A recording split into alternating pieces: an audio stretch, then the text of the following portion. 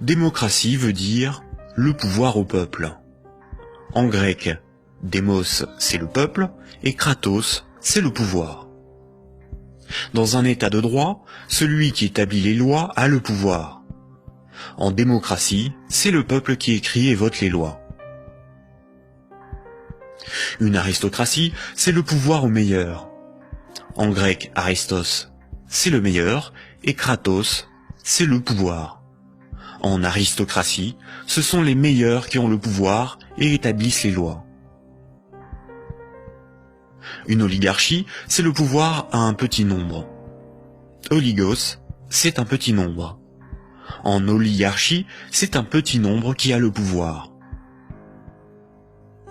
En France, nous sommes sous un régime dénommé gouvernement représentatif.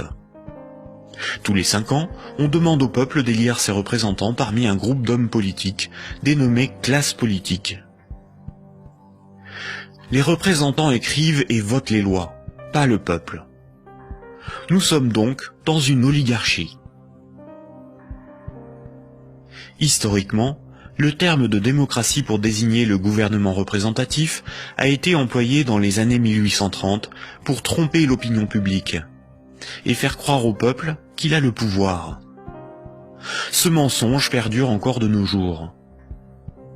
Si nous étions en démocratie, nous voterions nous-mêmes les lois, par des votations ou des référendums, et nous pourrions aussi en écrire, en proposer. En France, les représentants du peuple sont des politiciens de carrière, pour beaucoup fonctionnaires et issus de classes supérieures, âgés de 60 ans en moyenne. Ils ne sont en rien représentatifs du peuple français.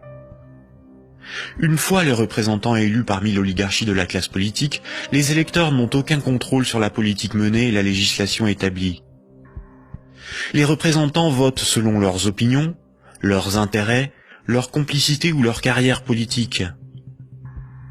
Ils sont la cible de groupes d'intérêts qui influencent leur vote.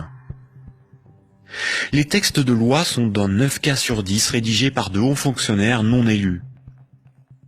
Donner le pouvoir à un groupe d'hommes issus d'une oligarchie, ce n'est pas avoir le pouvoir, c'est désigner ses maîtres.